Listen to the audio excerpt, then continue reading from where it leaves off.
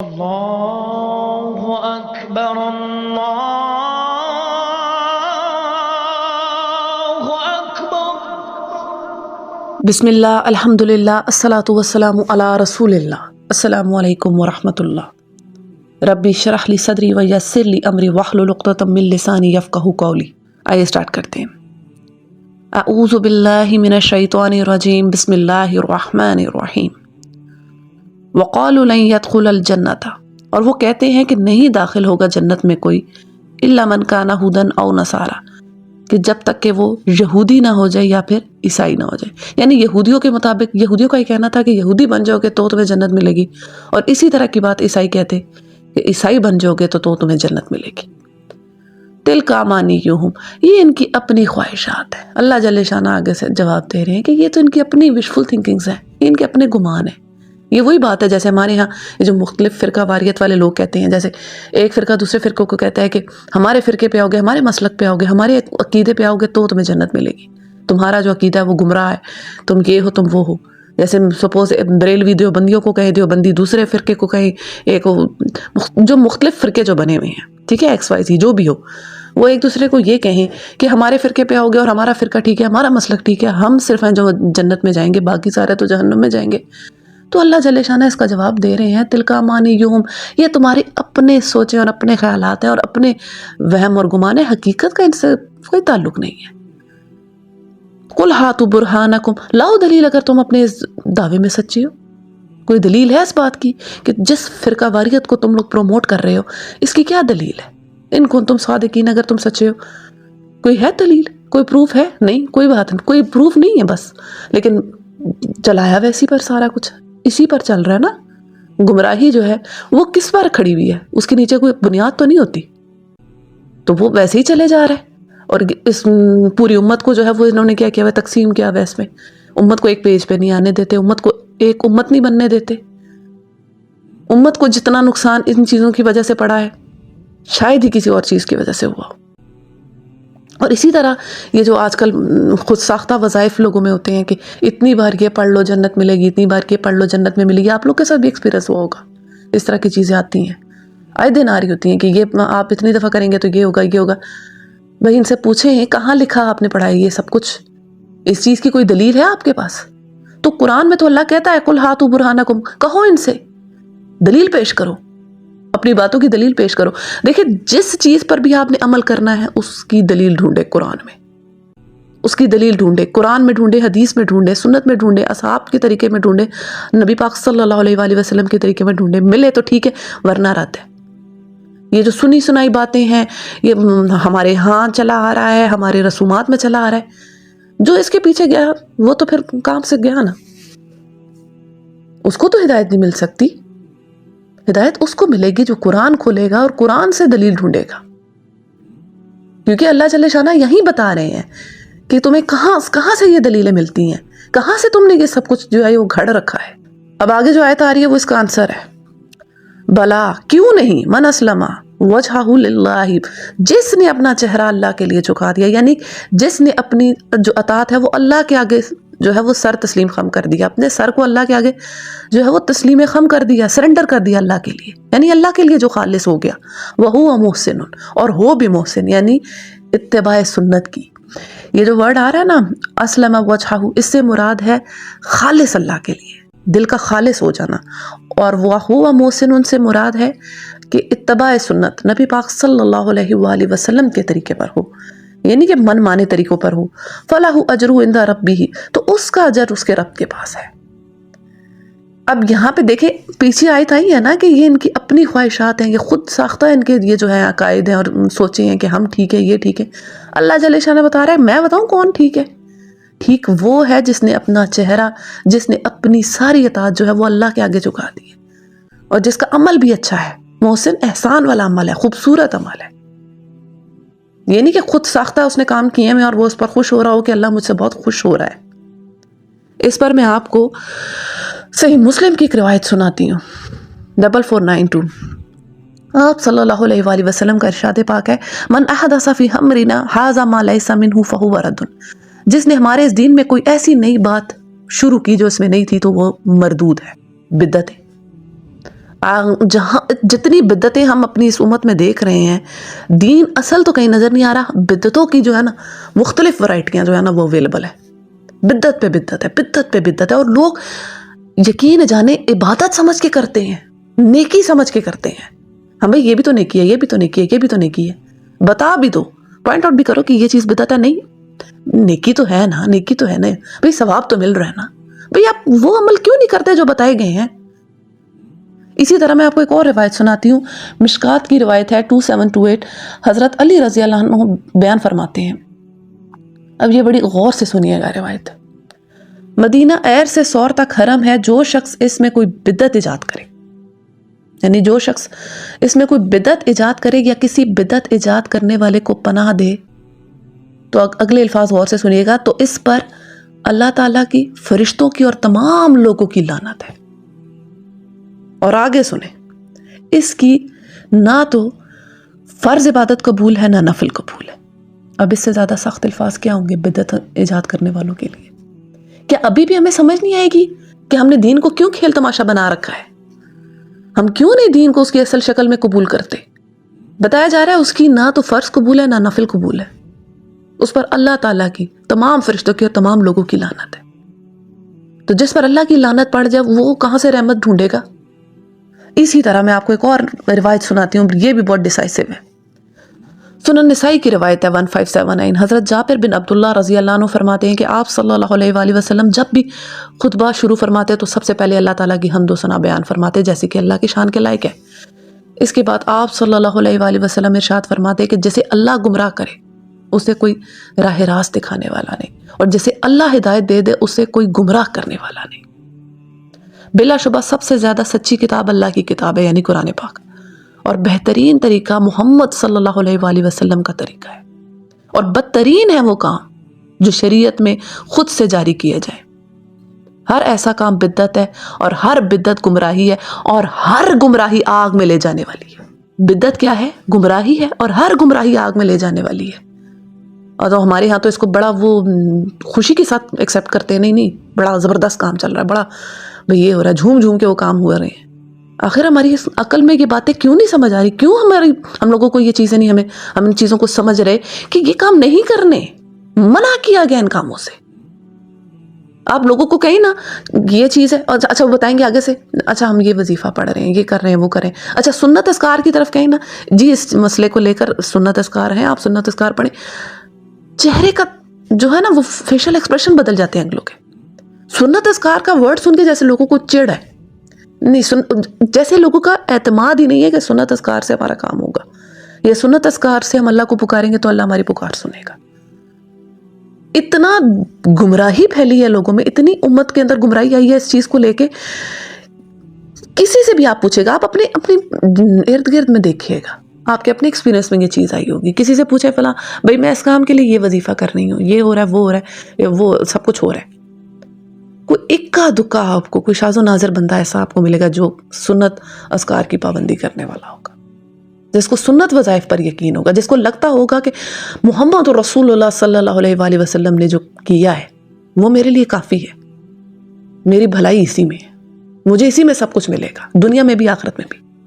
اسی طرح سورہ فرقان میں وَقَدِمْنَا إِلَىٰ مَا عَمِلُوا مِنْ عَمَلٍ فَجَعَلْنَاهُ هَبَاءً مَنْثُورًا، یعنی انہوں نے جو عمل کیا ہم نے سب رد کر دیا۔ اللہ جل شانہ نے ان سب کے اعمال ہی رد کر دیے۔ کیوں رد کر دیے؟ کیونکہ وہ محسن نہیں تھے، شریعت کے مطابق نہیں تھے نا۔ اعمال کی قبولیت کے لیے دو شرائط ہیں، ہمیشہ یاد رکھیں، جب بھی کوئی عمل کریں دو چیزیں ہمیشہ ذہن میں رکھیے گا۔ سب سے پہلا خالص اللہ کی رضا کے لیے، ٹھیک ہے، خلوص نیت، جس کے لیے کہا گیا ہے اسلم وجہہ، اور دوسرا ہے شریعت کے مطابق ہو، جس کے لیے آیا ہے وَهُوَ مُحْسِنٌ۔ کوئی بھی عمل تبھی اللہ کی جو بارگاہ میں ہے وہ مقبول ہوگا جب اس میں یہ دو جو چیزیں ہیں نا، یہ دو ایلیمنٹس، دو انگریڈینٹس ہوں گے، خالص اللہ کی رضا اور ساتھ میں اتباع سنت۔ کیونکہ اگر کوئی بھی چیز ان میں سے، ان دونوں میں سے مسنگ ہے تو وہ عمل جو ہے وہ اللہ کی بارگاہ میں قبول نہیں ہے۔ بے شک آپ اس زوم میں ہوں کہ ہم پتہ نہیں کتنی نمازیں پڑھ رہے ہیں، یہ کر رہے ہیں، وہ کر رہے ہیں، جس طرح سے جو چیز بتائی ہے، جس طریقے پہ جو چیز بتائی گئی ہے اسی پہ عمل کرنا ہے، ورنہ عمل مقبول نہیں ہے۔ اب اسی طرح کوئی شخص کہے مثال کے طور پہ کہ میں نے جنگل میں بیٹھ کے اعتکاف کرنا، نہیں ہے، اس کا اعتکاف قبول نہیں ہے، بے شک جتنی مرضی ریاضت کرے، جتنے مرضی جو ہے وہ لگا رہے اپنے نوافل پڑھنے، نہیں. اعتکاف کا بتایا گیا نا طریقہ کار کہ اس طرح سے کرنا ہے. اسی طرح کوئی شخص کہے کہ میں نے جو ہے وہ گائے کی بجائے میں نے گھوڑے کی قربانی کرنی ہے، مجھے گھوڑا زیادہ پسند ہے، تو نہیں ہے. اس کا عمل بھی محسن نہیں ہے، اس کا عمل اچھا نہیں ہے، یہ بھی خوبصورت عمل نہیں ہے، کیونکہ شریعت کے مطابق نہیں ہے. گھوڑے کی قربانی کا تو حکم نہیں آیا نا، آپ کو جس چیز کا حکم ہے آپ وہ کریں. آپ خود سے اگلے سٹیپ پہ کیوں جا رہے ہیں؟ اسی طرح کوئی ظہر کی اگر جیسے 4 رکعت فرض ہے تو کہے کہ میں نے 6 پڑھنے ہیں خود سے، نہیں، اس کا بھی عمل قبول نہیں ہے. تو جو چیز جس طرح سے شریعت میں بتائی گئی ہے بالکل ویسے چلیں، جہاں پہ نبی پاک صلی اللہ علیہ وآلہ وسلم نے فل سٹاپ لگایا ہے اس سے ایک قدم بھی آگے نہ جائے. وہی عمل مقبول ہے، وہی خوبصورت ہے اللہ کی نگاہ میں. یہ جو دین میں خود ساختہ چیزیں ایڈ کی جاتی ہیں، اللہ جل شانہ ان کے بارے میں کہہ رہا ہے کہ یہ رد ہیں، یہ نہیں مقبول، یہ قبول نہیں ہوں گی. انسان بے شک زوم لگاتا رہے کہ میں تو یہ بھی کروں، میں تو وہ بھی کروں، میں نے تو یہ بھی کیا، میں نے وہ بھی کیا. ایسا کوئی عمل اللہ کی بارگاہ میں قبول نہیں ہوگا. تو بدعتوں سے بچنا ہے سختی کے ساتھ.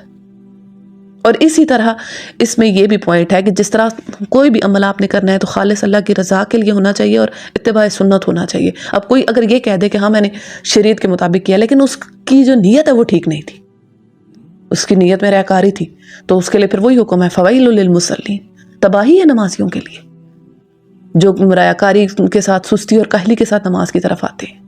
یعنی کہ عمل جو ہے وہ ریاکاری سے بھی پاک ہو، اس کو خالص اللہ کی رضا کے لیے ہو، اور ساتھ میں جو طریقہ نبی کریم صلی اللہ علیہ وآلہ وسلم نے بتایا اسی طریقے پر ہو، اس سے 1 انچ آگے پیچھے نہ ہو، تب وہ عمل مقبول ہوگا.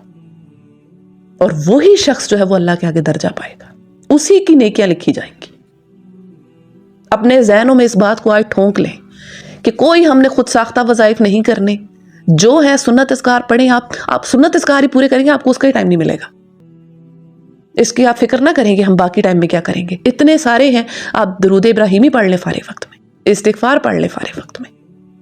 خدارہ اپنے آپ کو اور اپنی نسلوں کو بچائیں گمراہی سے. اللہ تعالیٰ سے دعا ہے کہ اللہ تعالیٰ ہمیں سیدھے راستے کی طرف ہماری رہنمائی فرمائے اور اس پر ہمیں چلنے کی توفیق عطا فرمائے. بڑھتے ہیں اگلی آیت کی طرف. وقالت اليہود لیست النصارى علی شیء، اور یہودی کہتے ہیں نصارہ جو ہیں، عیسائی جو ہیں، وہ کسی چیز پر نہیں ہیں. وقالت النصارى لیست اليہود علی شیء، یہی بات جو ہے نصارہ یعنی عیسائی وہ کہتے ہیں کہ یہودی کسی چیز پر نہیں ہے. وہم یتلون الکتاب، اور وہ دونوں کتاب پڑھتے ہیں. كذلك قول الذين لا يعلمون مثل قولهم، اسی طرح کی باتیں وہ لوگ بھی کہتے ہیں جن کو علم نہیں دیا گیا. فاللہ يحكم بينهم يوم القيامة فيما كانوا فيه يختلفون، تو اللہ فیصلہ کرے گا ان دونوں کے درمیان، ان تمام فرقوں کے درمیان جو بھی ہیں، جو اختلاف کر رہے ہیں، قیامت کے روز اللہ ان کے درمیان فیصلہ فرمائے گا جس چیز میں یہ لوگ اختلاف کیے ہوئے ہیں.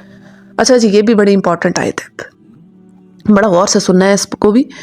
یہ دیکھیں، وقالت الیہود لیست النصارى علی شیء، یہ یہودی کہتے ہیں کہ عیسائی کسی چیز پر نہیں ہے، اور عیسائی کہتے ہیں یہودی کسی چیز پر نہیں ہے.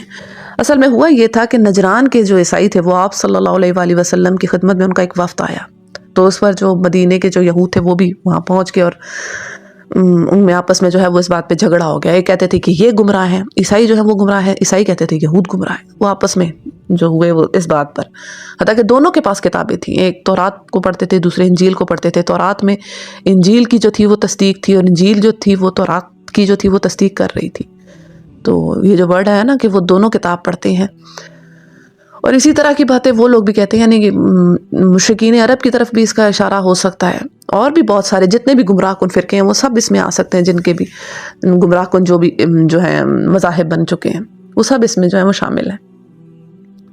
اچھا، اگر ہم اس کو دیکھیں نا تو میں آپ کو ایک بات بتاؤں، یہ جو اختلاف کیا جاتا ہے لوگوں کا آپس میں، فرقہ واریت پر، گروہ بندیوں پر، مختلف مذاہب میں، یہ اتنی بری چیز ہے کہ یہ حقیقت کو کبھی سامنے نہیں آنے دیتا. کیونکہ زدم زدہ جب آتا ہے تو پھر حقیقت جو ہے وہ پیچھے چلی جاتی ہے، سچائی پیچھے چلی جاتی ہے جب ضد اور ہٹ درمی جو ہے وہ اوپر آ جائے.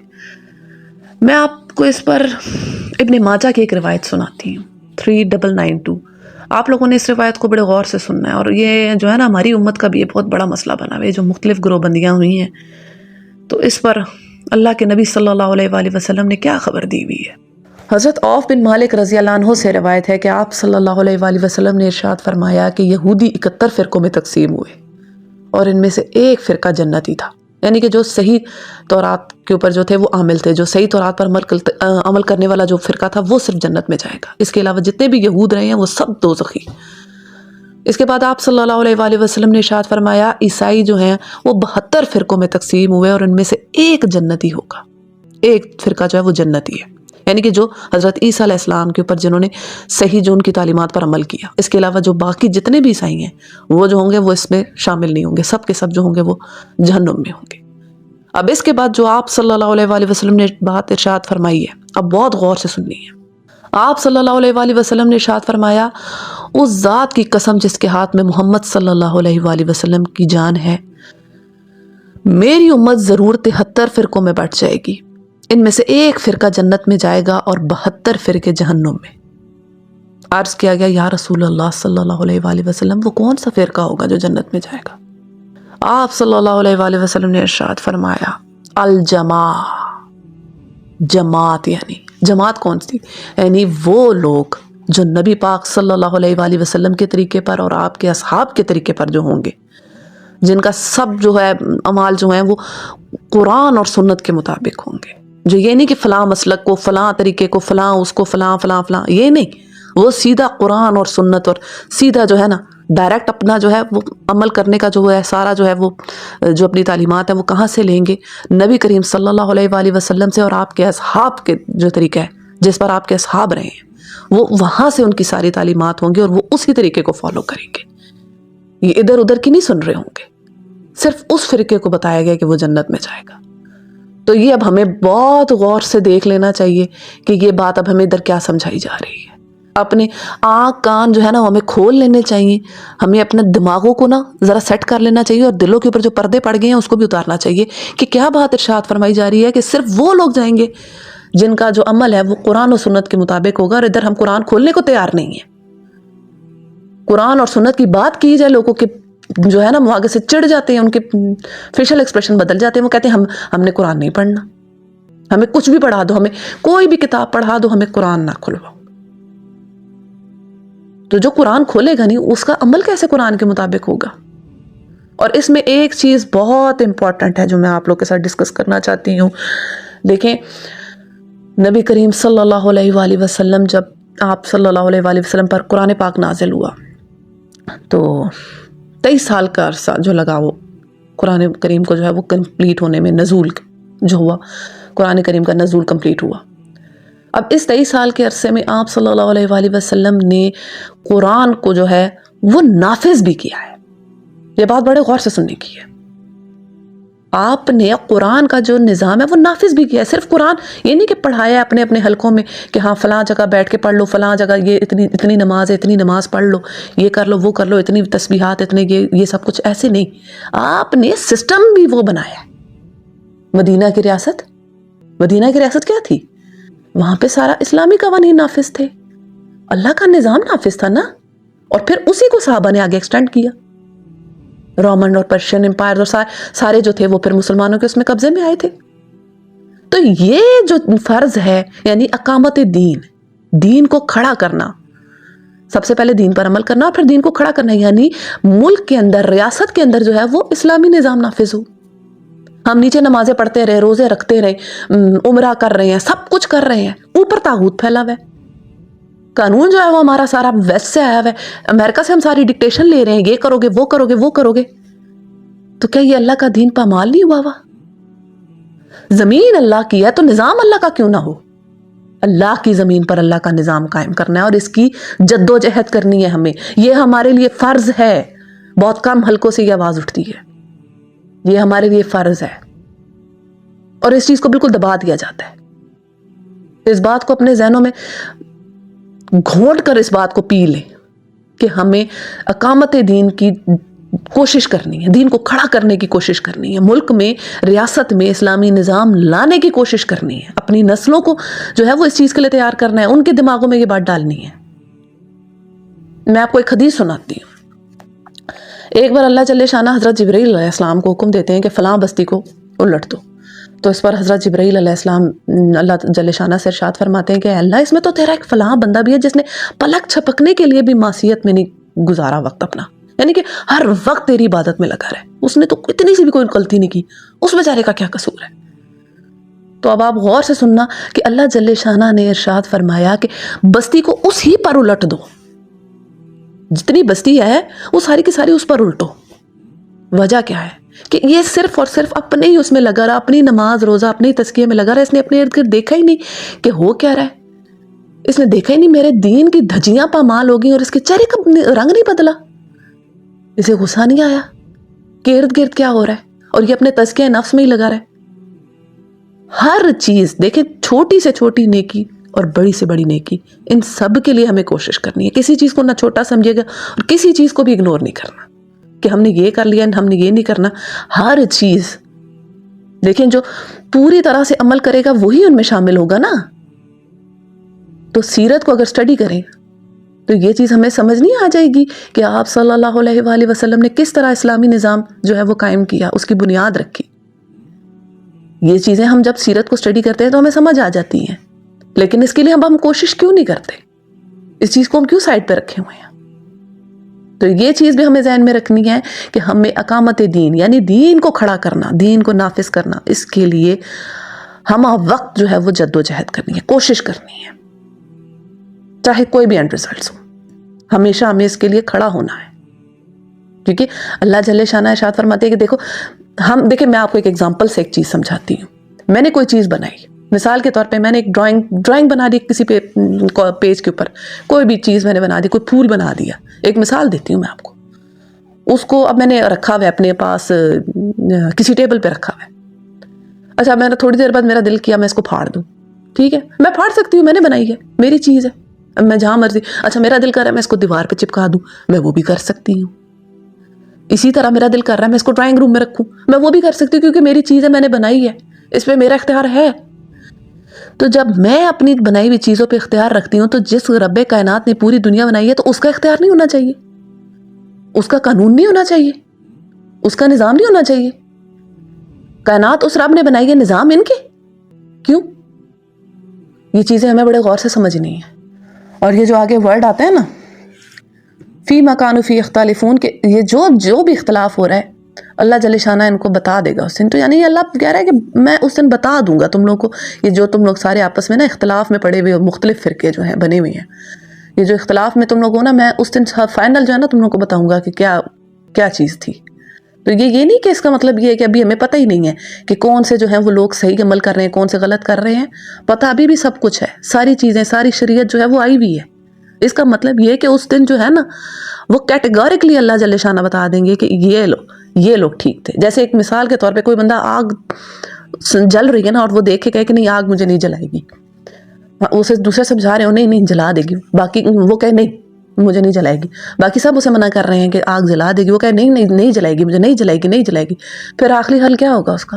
پکڑ کے اس کو جو ہے نا ذرا آگ کے قریب کریں گے، جو جب وہ اس کا ہاتھ جلے گا تو اس کو لگ پتہ جائے گا۔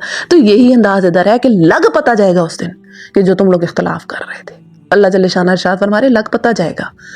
پھر فائنلی تم لوگ کو سمجھ آ جائے گی کہ کون سے لوگ جو تھے وہ جن کا عمل جو تھا وہ ٹھیک تھا، کون سے جو تھے وہ صحیح عمال کر رہے تھے، کن کے عمال اللہ تعالیٰ نے قبول کیے۔ تو پتہ ہمیں ابھی بھی ہے کہ یہ چیز غلط ہے، یہ چیزیں صحیح ہیں۔ اقامت دین کی جد و جہد کرنا صحیح ہے کہ غلط ہے، ہم سب کو پتہ ہے۔ یہ سب چیزیں ہمیں دیکھنی ہیں اس سے پہلے کہ وقت ہمارے ہاتھ سے گزرے۔ نیکسٹ آیت کی طرف آتے ہیں۔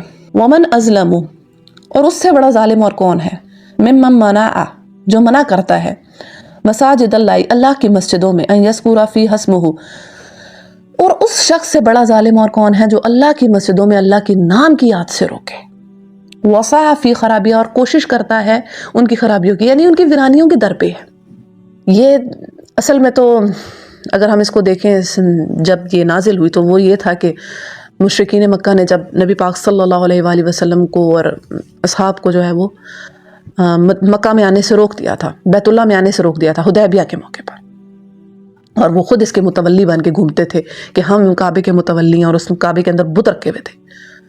تو اللہ جل شانہ ارشاد فرما رہے کعبے کے متولی ایسے کیسے ہو سکتے ہیں، مشرک کیسے ہو سکتا ہے؟ ہم اپنی ریسنٹ ہسٹری میں دیکھیں تو بابری مسجد کا واقعہ، جو بابری مسجد شہید کی گئی، اسی طرح جو فلسطین میں ہو رہا ہے مسجد اقصیٰ میں، جو اسرائیلی کر رہے ہیں فلسطینیوں کے ساتھ، ان کو وہاں نماز نہیں پڑھنے دیتے، اور مسجد اقصیٰ کی ویرانی کے در پہ ہے نا، بالکل یہ آیت وہاں پہ فٹ ہوتی ہے۔ وہ مسجد اقصیٰ کو جو ہے وہ ڈھانا چاہتے ہیں اور وہاں پہ اپنا ٹیمپل ماؤنٹ بنانا چاہتے ہیں۔ تو اللہ جل شانہ فرما رہے اس سے بڑا ظالم اور کون ہے کہ جو مسجدوں کو ویران کرنے اور وہاں پہ اللہ کے ذکر سے روک رہا ہے۔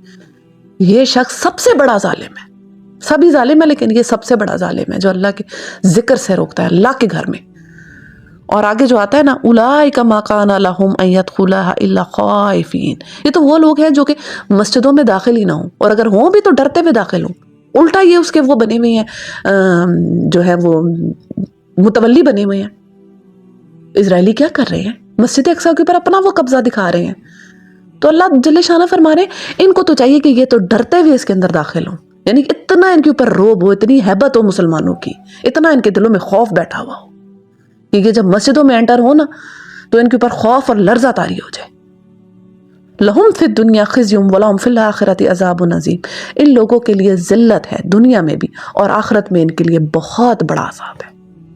اچھا، یہ جو آیت ہے بڑی امپورٹنٹ ہے، اس میں تھوڑا سا ہم اس میں نا مسجد کی حرمت سے ریلیٹڈ بھی ہم تھوڑی سی باتیں ڈسکس کریں گے، اور مسجد کی تھوڑی سی میں فضیلت کے اوپر بھی آپ لوگوں سے بات کروں گی۔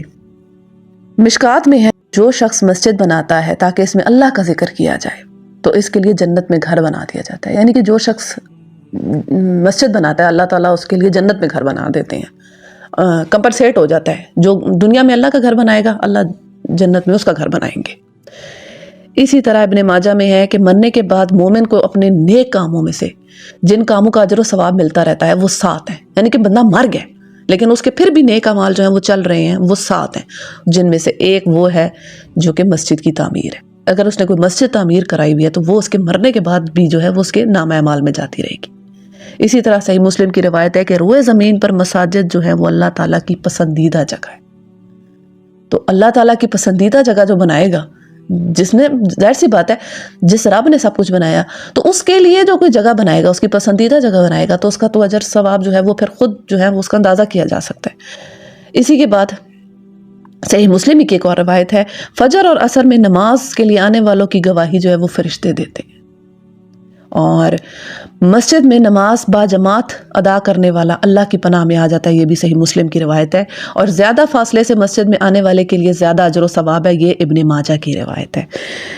تو یہ تھوڑی سی میں نے کچھ احادیث جو ہیں وہ مسجد کی اس میں فضیلت میں ایڈ کی ہیں۔ اچھا دیکھیں، جو یہ مساجد ہوتے ہیں یہ اللہ کے گھر ہیں، اور ان کی صفائی ستھرائی یہ چھوٹی چھوٹی نیکیاں ہم سمجھتے ہیں، مطلب یہ مسجد اور یہ اتنی بڑی نیکیاں ہم نہیں سمجھتے۔ تو آپ کو ایک چیز جو ہے نا میں بتا دوں، کوئی نیکی چھوٹی نہیں ہے، چھوٹی چھوٹی نیکی ابھی اگر ہم اگنور کرنے لگے نا تو بہت ساری جو ہے وہ خیر اس سے ہم محروم ہو جائیں گے، کیونکہ مسجد کی صفائی اتنا بڑا کام ہے کہ اللہ نے وقت کے پیغمبر کی ڈیوٹی لگائی تھی، حضرت ابراہیم علیہ السلام کی اللہ تعالیٰ نے ڈیوٹی لگائی تھی کہ مسجد کو صاف کرو، میرے گھر کو صاف کرو، اعتکاف کرنے والوں کے لیے، نماز پڑھنے والوں کے لیے۔ تو یہ چھوٹی چیز نہیں ہے، جہاں آپ کو اس طرح کی کسی نیکی کا موقع ملے تو اس کو کبھی اپنے ہاتھ سے نہ جانے دیں، اور مساجد کی تعمیر میں بڑھ چڑھ کر حصہ لیں، جتنا آپ کے اندر حسب توفیق آپ کر سکے۔ ان سب چیزوں کے اندر جو ہے وہ ہمیں اپنا جو ہے وہ پارٹیسپیٹ کرنا ہے، کیونکہ یہ وہ اعمال ہے جو کہ انسان کے مرنے کے بعد بھی انسان کے نام اعمال میں لکھے جا رہے ہیں۔ اچھا، کچھ تھوڑے سے پوائنٹس میں آپ لوگ کے ساتھ مساجد کے اندر جو تھوڑا سا ہمیں کس طرح سے انٹر ہونا چاہیے اور مساجد کا احترام کس طرح سے کرنا چاہیے، اس میں تھوڑی چھوٹی باتیں میں آپ لوگ کے ساتھ شیئر کر دوں۔ ایک تو یہ کہ جب مسجد کسی میں بھی آپ انٹر ہوں تو موبائل جو ہے اپنا وہ آف رکھا کریں، ٹھیک ہے۔ اسی طرح مسجد میں تھوکنے سے، اونچی آواز میں بولنے سے، انگلیاں چٹکانے سے بھی منع کیا گیا ہے، اور اسی طرح مسجد میں خرید و فروخت یا پھر کسی چیز کی کوئی گمشدہ چیز ہے اس کا اعلان کرنے سے بھی منع کیا گیا ہے، اور اسی طرح نمازیوں کے آگے سے گزرنے سے منع کیا گیا ہے، صفائی ستھرائی کا خیال رکھنے کا حکم دیا گیا ہے، اور جب بھی مسجد میں انٹر ہوں تو سب سے پہلے کیا پڑھیں، وہاں پر تحیۃ المسجد ادا کریں، 2 رکعت نفل ادا کریں۔ جب مسجد میں انٹر ہونے لگیں تو دایاں پاؤں اندر رکھیں، اور جب مسجد سے باہر نکلنے لگیں تو بائیں پاؤں کو جو ہے وہ پہلے باہر رکھیں، اور صفوں کو مکمل کریں اور آپس میں خوب مل کر کھڑے ہوں۔ دیکھیں یہ اتنی امپورٹنٹ چیز ہے نا، یہ ہم سمجھتے ہیں صفے، جب ہم خواتین بھی جب کہیں نماز پڑھ رہی ہوں، جیسے نماز تراویح پڑھتی ہیں یا جو بھی، اپنی کوشش کیا کریں اپنی صفوں کو نا بالکل اس طرح نا کنزکٹیو ہو کے آپ لوگ کھڑی ہوں، ساتھ جوڑ کے، بیچ میں کسی جگہ نہ چھوڑیں، کیونکہ جہاں جگہ چھوٹتی ہے وہاں پہ شیطان آ جاتا ہے۔ اور آپ صلی اللہ علیہ وآلہ وسلم کا ارشاد پاک ہے کہ جب تک تمہاری صفیں درست ہوں گی تب تک تمہارے دل درست رہیں گے، یعنی کہ ہمارے دلوں میں بھی اختلاف آ جاتا ہے جب ہماری صفیں جو ہیں وہ فرق پہ ہوں، تھوڑے گیپ پہ ہوں یا آگے پیچھے ہوں، اور امت کا آج یہ حال اسی وجہ سے تو ہے، ہماری صفیں درست نہیں ہے نا۔ آپ جہاد کے وقت بھی دیکھیں تو کیا ہوتا ہے، جو جرنیل ہوتا ہے وہ سارے جو وہ جتنے بھی سپاہی ہوتے ہیں ان کو لائن میں کھڑا کرتا ہے نا۔ اسی طرح اللہ کے جو عرش ہے نا اس کے گرد جو فرشتے جو اللہ تعالیٰ کی تسبیح بیان کرتے ہیں وہ سارے صفوں میں کھڑے ہوتے ہیں، لائن وائز کھڑے ہوتے ہیں۔ اور اسی طرح آپ صلی اللہ علیہ وآلہ وسلم اصحاب کی بھی صفیں جو ہے وہ درست فرماتے تھے۔ تو صفوں کی جو ہے اس کے اوپر بڑا خیال کیا کریں۔ گھر میں بھی آپ خواتین اسپیشلی میں یہ بات کہوں گی کہ جب آپ لوگ آپس میں جوائنٹ فیملی سسٹم میں کمبائن بیٹھے ہوں تو اکثر یہ دیکھا گیا بہو جو ہے ادھر منہ کر کے بیٹھ گئی ہے، ساس جو ہے وہ ادھر منہ کر کے بیٹھ گئی ہے، وہ دلوں کی کدورت نہیں پھر جاتی۔ وہ جب دلوں کی کدورت کو اگر آپ نے دور کرنا ہے نا تو اپنی ڈائریکشن بھی سیدھی کرنی ہے، تب جا کے جو ہے وہ دل بھی سیدھے ہو جائیں گے۔ ایک دوسرے کے ساتھ جو ہے وہ جڑ کر رہنا ہے، ایک دوسرے کے ساتھ مل کر رہنا ہے، اسی میں ہماری دنیا کی بھی بھلائی ہے اور ہماری آخرت کی بھی بھلائی ہے۔ اور اسی طرح اس میں ایک اور چیز ہے کہ یہ جو ہمارے ہاں ہوتا ہے اکثر کہ مساجد کے اوپر کچھ ایسے لوگ جو ہیں وہ قبضہ رکھ کے بیٹھ جاتے ہیں جن کا کبھی مسجد میں جو ہے وہ آنا جانا ہوتا ہی نہیں ہے، بس وہ پیسے دے دیتے ہیں سال کے سال، اور پھر مسجد کے جو سارے امپورٹنٹ جو ہوتے ہیں فیصلے ہوتے ہیں، امپورٹنٹ ذمہ داریاں ہوتی ہیں وہ لے لیتے ہیں، اور وہ کیا ہوتا ہے اہل لوگ جو ہوتے ہیں وہ پیچھے چلے جاتے ہیں، ٹھیک ہے۔ اور اب ایسے لوگ جب اوپر آتے ہیں پھر وہ پالیٹکس جو ہوتی ہے، وہ مساجد جو ہے وہ پالیٹکس کا گڑھ بن جاتی ہیں۔ تو ان چیزوں سے بھی ہمیں مساجد کو بچانا ہے، اپنے اللہ کے گھروں کو بچانا ہے کہ ان میں کوئی ایسی پالیٹکس اور اس طرح کی کوئی جو ایکٹیویٹی ہے وہ نہ ہونے پائے، وہ صرف اور صرف اللہ کے لیے بنائی گئی ہیں اور ان میں صرف اور صرف اللہ کا ذکر کیا جائے۔ بڑھتے ہیں اگلی آیت کی طرف۔ وَلِلَّهِ الْمَشْرِقُ وَالْمَغْرِبُ، اور مشرق اور مغرب جو ہیں وہ اللہ ہی کے لیے ہیں۔ فَأَيْنَمَا تُوَلُّوا فَثَمَّ وَجْهُ اللَّهِ، تو جس طرف بھی تم رخ کرو گے اسی طرف اللہ کا رخ ہے، اسی طرف اللہ کا چہرہ ہے، اسی طرف اللہ متوجہ ہے۔ إِنَّ اللَّهَ وَاسِعٌ عَلِيمٌ، بے شک اللہ بڑی وسعت والا اور سب کچھ جاننے والا ہے۔ اچھا، یہ تحویل قبلہ کی طرف تھوڑی تمہید باندھی جا رہی ہے کہ جب مسلمان جو تھے وہ مدینہ میں آئے تو 17 ماہ انہوں نے جو بیت المقدس کی طرف جو ہے وہ منہ کر کے نماز پڑھی تھی، اور پھر اس کے بعد جو ہے وہ حکم آ گیا تھا کہ اب آپ لوگ کا جو قبلہ ہے وہ کعبہ ہے۔ تو یہود جو پہلے بڑے خوش تھے کہ یہ ہمارے قبلے کی طرف ہی نماز پڑھ رہے ہیں، تو جیسے ہی وہ قبلہ بدلا تو ان غصے میں آ گئے اور وہ برہم ہو گئے کہ یہ کیسا ہے، کبھی ایک طرف نماز پڑھتے کبھی دوسری طرف۔ تو اللہ جل شانہ نے فرما دیا ہے کہ وَلِلَّهِ الْمَشْرِقُ وَالْمَغْرِبُ، مشرق اور مغرب اللہ ہی کے ہیں، سمتوں کے تعین سے نہیں ہیں، یہ ایمان ہے اندر، یہ اطاعت ہے کہ جیسی جو حکم ملا وہ اس کے اوپر انہوں نے فالو کر دیا۔ جب اللہ نے کہا کہ بیت المقدس کی طرف منہ کر کے نماز پڑھو تو انہوں نے بیت المقدس کی طرف اپنا قبلہ کو رکھا، اور جب اللہ تعالیٰ نے انہیں حکم دیا کہ کعبۃ اللہ کی طرف اپنا منہ کرو تو انہوں نے کعبۃ اللہ کی طرف منہ کر دیا بغیر چوں چرا کے۔ یہ اللہ کی طرف سے ٹیسٹ ہے، آزمائش ہے کہ میرے کون سے بندے جو ہیں جنہیں جو حکم ملتا ہے تو وہ کہتے ہیں سمعنا وأطعنا، کہ ہم نے سنا اور ہم نے اطاعت کی۔ تو یہ چیز ہے کہ ہر جگہ جو ہے وہ اللہ ہے، اللہ کا حکم، اللہ جہاں جس چیز کا حکم دے بس اس کو ایگزیکیوٹ کر دے۔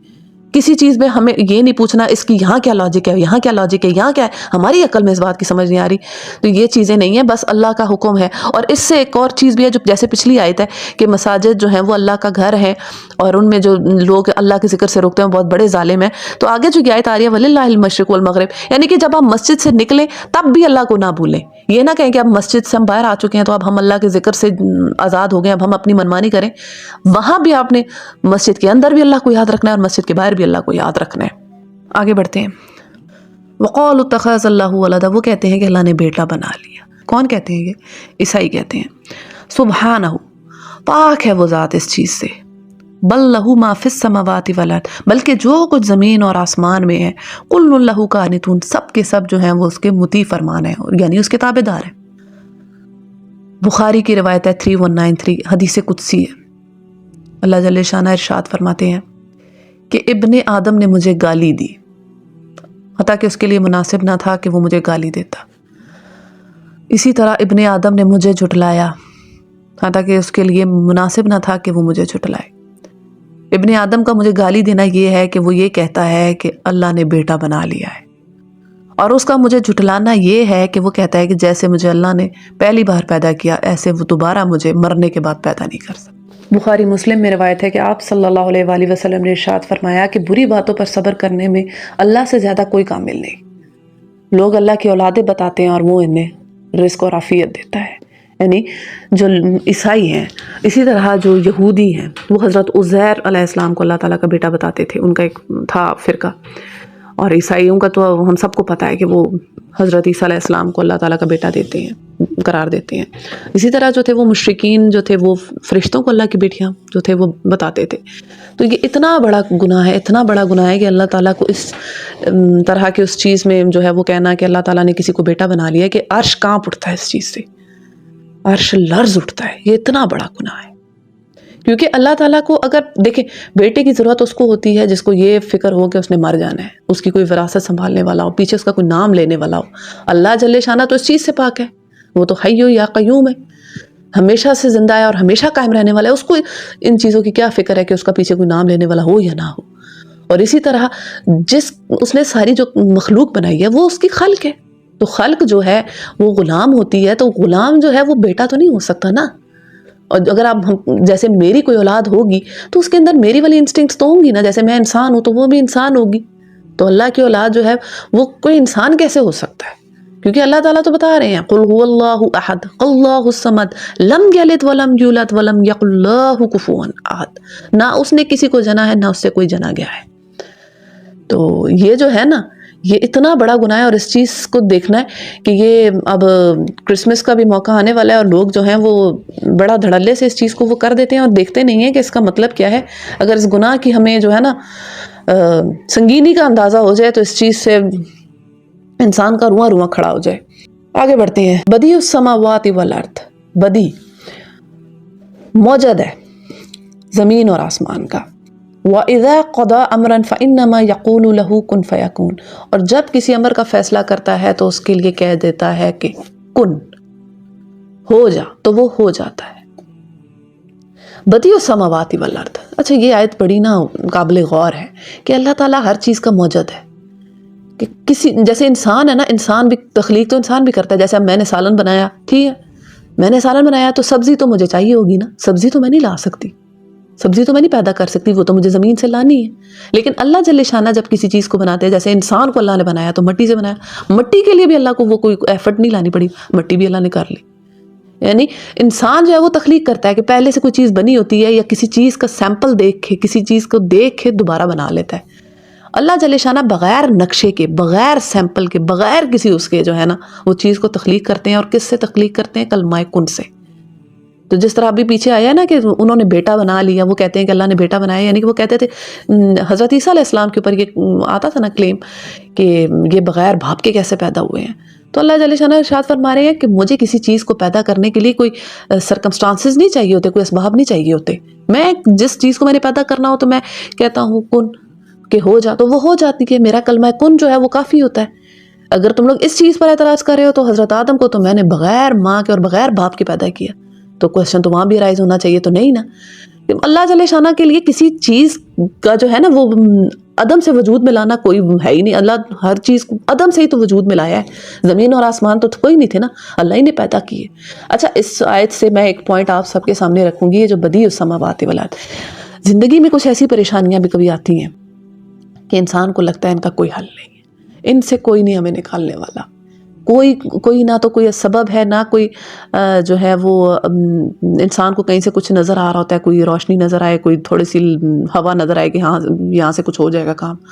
تو ایک چیز میری بہنوں ہمیشہ یاد رکھیں کہ بدیع السماوات والارض، اللہ موجد ہے. اللہ کو جب کسی کام کو کرنا ہے تو نہ اللہ کو کوئی اسباب کو دیکھنا ہے، نہ دیکھنا ہے کہ اس پر یہ پریشانی ہے، اس پر یہ پریشانی ہے، اس غم میں، یہ اس غم میں. اللہ جل شانہ نے اگر کسی کام کو کرنا ہے تو وہ بس کن کہہ دے گا اور آپ کا وہ کام ہو جائے گا. تو کوئی دنیاوی مسئلہ بھی ہے تو میں آپ سے کہوں گی کہ اپنی فکروں، اپنے غموں اور اپنے پریشانیوں کو یہ بتا دیں کہ اللہ تعالیٰ کے لیے کوئی مشکل نہیں ہے. وہ ہر چیز کا موجد ہے. وہ جب کرنے پہ آیا تو اس کو کسی سبب یا کسی اسباب کی نا جو ہے نا وہ ضرورت نہیں پڑے گی، اور وہ خود ہی سارے جو ہے نا چیزوں کو ٹھیک کر دے گا. ہمیں جو کرنا ہے وہ یہ کہ اللہ کی جو ہے وہ اطاعت کرنی ہے، اللہ کے آگے اپنے آپ کو سر تسلیم خم کرنا ہے، اللہ کے آگے اپنے آپ کو سرنڈر کرنا ہے. آخر میں اللہ تعالیٰ سے دعا ہے کہ جو کچھ ہم نے پڑھا، جو کچھ سیکھا، اس پر ہمیں عمل کرنے کی توفیق عطا فرمائے اور اس پیغام کو دوسروں کے ساتھ شیئر کرنے کی توفیق عطا فرمائے. اپنی دعاؤں میں تمام امت مسلمہ کو یاد رکھیے گا. السلام علیکم.